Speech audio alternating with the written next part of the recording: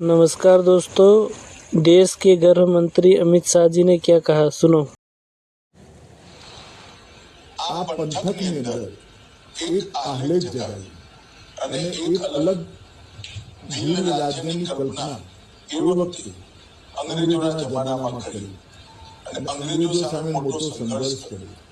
લગભગ 1512 આદિવાસી ભાઈઓ બહેનો અંગ્રેજો સામે એ સંઘર્ષમાં શહીદ થયા અને માનગઢ સ્વતંત્રતા સંગ્રામના ઇતિહાસમાં એક મહત્વનું સ્થાન બની ગયું. ગુરુ ગોવિંદે ચલાવેલી આલેખ આજે નરેન્દ્રભાઈના નેતૃત્વમાં આગળ વધી છે અને 2047માં આપણે મહાન ભારતની રચના કરવા માટે કૃત નિશ્ચયી થયા છે.